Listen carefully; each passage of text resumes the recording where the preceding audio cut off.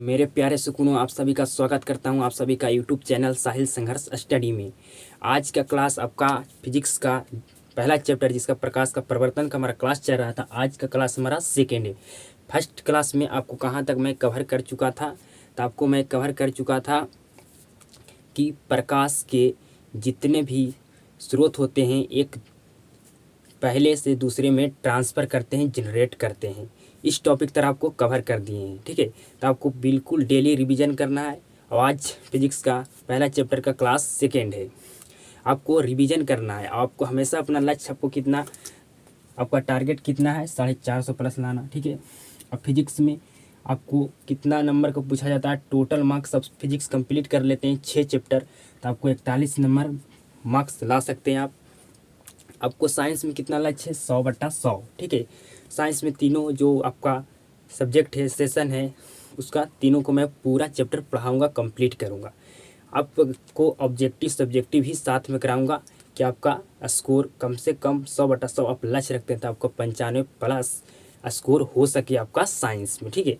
तो आज का सेकंड क्लास है। आज का टॉपिक आपका शुरू होगा प्रदीप्त वस्तु से, ठीक है। ये आपका आज का क्लास का टॉपिक है, प्रदीप्त वस्तु, या क्या आपका टॉपिक है आज का, प्रदीप्त या इसी का नाम होता है आपका आत्मदीप्त। आत्मदीप्त या इसी से आपका पूछा जाएगा प्रदीप्त मान वस्तु। आपको एक नाम दिया रहेगा, आपसे पूछ लिया जाएगा प्रदीप्त वस्तु किसे कहते हैं, या आपसे पूछा जाएगा आत्मदीप्त वस्तु किसे कहते हैं, या आपसे पूछा जाएगा दीप्तमान वस्तु किसे कहते हैं। ये नाम एक ही है, ठीक है। प्रदीप्त वस्तु पूछे या आत्मदीप्त वस्तु पूछे या प्रतिमान वस्तु पूछे, ये तीनों आपको बता दिए कि प्रदीप्त वस्तु कहीं आत्मदीप्त वस्तु कहा जाता है और प्रतिमान वस्तु कहा जाता है। तो आपसे डिफिनेशन पूछा जाएगा कि बताइए प्रतिदीप्तमान वस्तु, प्रदीप्त वस्तु किसे कहते हैं, वस्तुएं किसे कहते हैं, आपसे पूछा जाएगा। आपसे पूछा जा सकता है, आपको सिर्फ हम बताएं कि प्रदीप्त वस्तु किसे कहते हैं। अगर ये बता दें तो आपसे पूछ लिया जाएगा आत्मदीप्त वस्तु किसे कहते हैं, तो आप कन्फ्यूजन में पड़ जाएगा। अगर आपसे पूछ लिया जाएगा प्रदीप्तमान वस्तु किसे कहते हैं, आपसे ये पूछ लिया जाएगा, तो इसलिए आपको कन्फ्यूजन में पड़ जाएगा। तो इसलिए मैं तीनों नाम आपको बता कर चल रहा हूँ कि प्रदीप्त वस्तु का ही आत्मदीप्त कहा जाता है और प्रतिमान वस्तु भी प्रदीप्त वस्तु को कहा जाता है।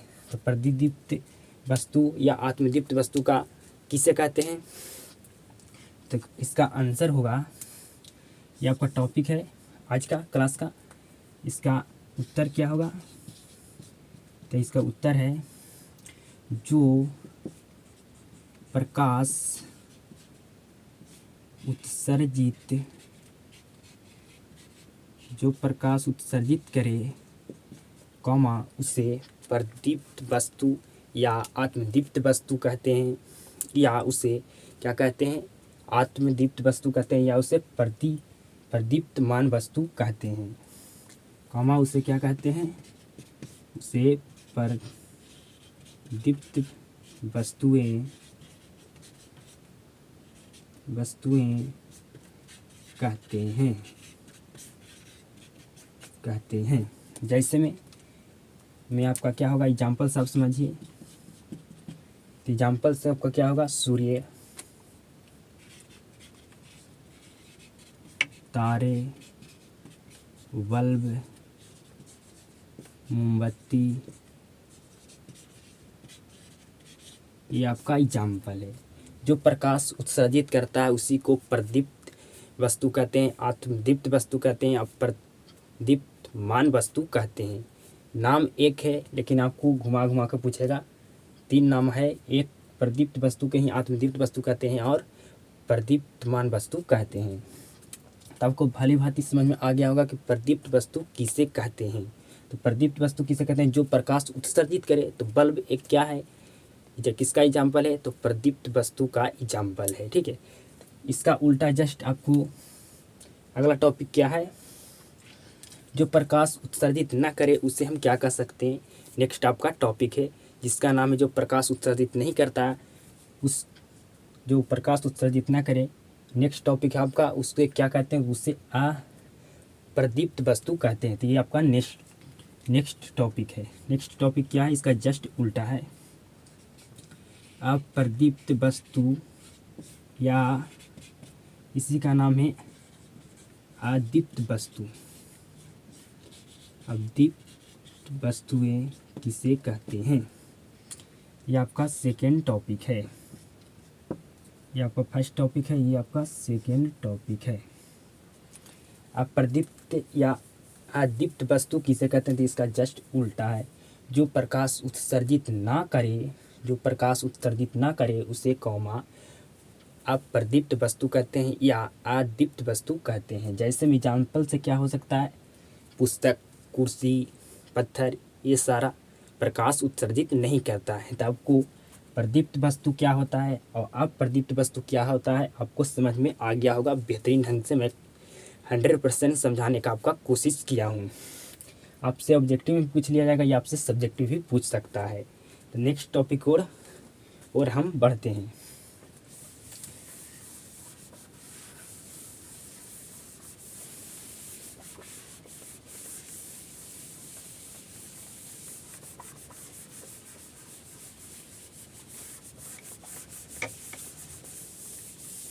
नेक्स्ट आपका टॉपिक है किरण। नेक्स्ट आपका टॉपिक क्या है? किरण। किरण किसे कहते हैं? तो प्रकाश जिस पथ पर चलता है उसे किरण कहते हैं। प्रकाश के गमन करने के पथ को क्या कहते हैं? किरण। तो आपको किरण बिल्कुल समझ में आ गया होगा कि प्रकाश के गमन करने के पथ को क्या कहते हैं? किरण कहते हैं। या एक सरल रेखा से चलने वाले प्रकाश को प्रकाश किरण कहते हैं। एक सरल रेखा से चलने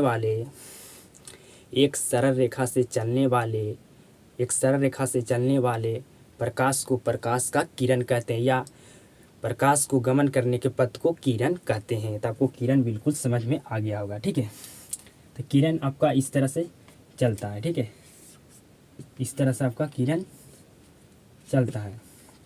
अगर एक बार बहुत सारा किरण को भेजा जाए तो उस किरण को क्या कहते हैं? तो उस किरण को कहते हैं किरण पुंज। ये आपका नेक्स्ट टॉपिक है।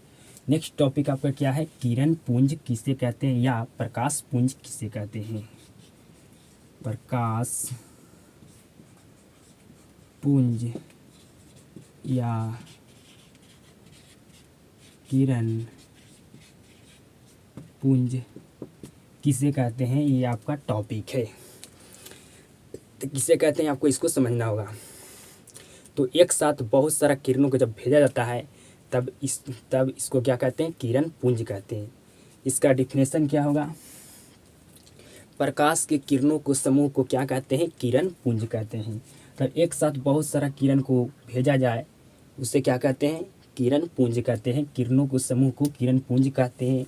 या आप इस तरह से लिख सकते हैं कि प्रकाश के किरणों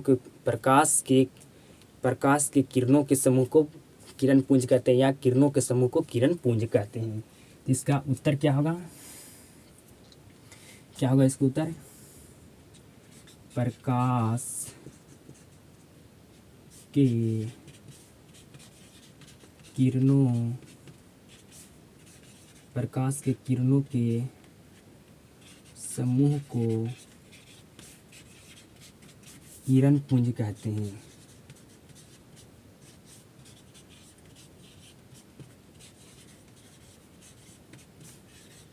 किरण पुंज कहते हैं। क्या कहते हैं? किरण पुंज कहते हैं। जब एक साथ बहुत सारा किरण को गुजारा जाए तो उसे क्या कहते हैं? उसे किरण पुंज कहते हैं। नेक्स्ट आपका टॉपिक है कि किरण पुंज कितने प्रकार के होते हैं। तो किरण पुंज आपका कितना टाइप का होता है, कितना प्रकार का होता है? तो आपका किरण पुंज 3 प्रकार के 3 टाइप का होता है। तो नेक्स्ट आपका टॉपिक क्या है?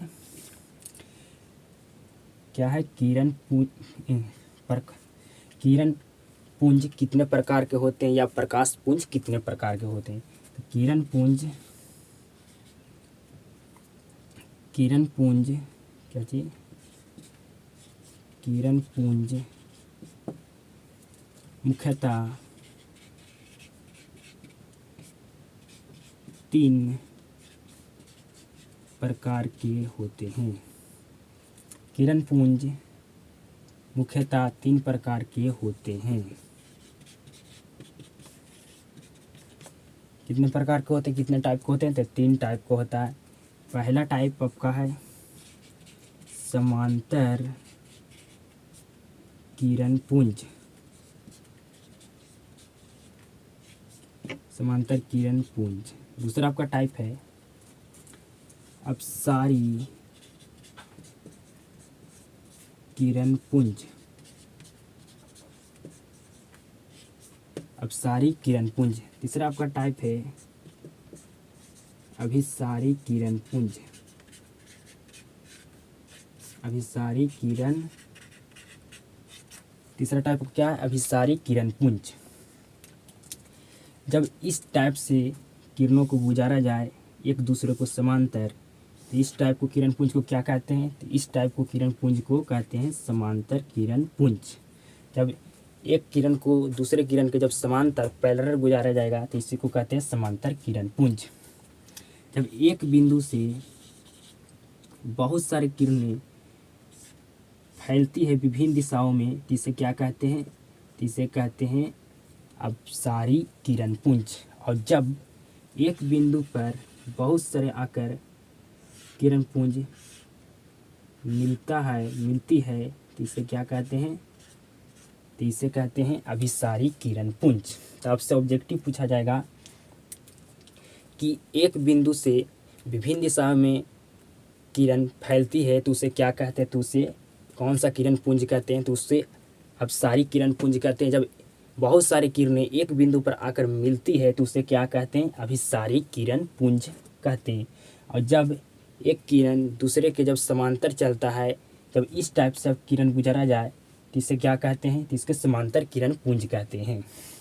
समांतर किरण पुंज को आपको डिफिनेशन क्या होगा कि समांतर किरण पुंज किसे कहते हैं, तो जिस प्रकाश पुंज की सभी किरणें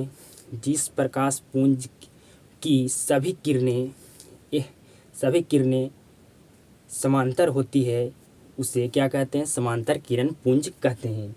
अब सारी किरण पुंज किसे कहते हैं, तो जो प्रकाश के पुंज क्या चीज कहते हैं, जो प्रकाश के पुंज के सभी किरणें जो प्रकाश पुंज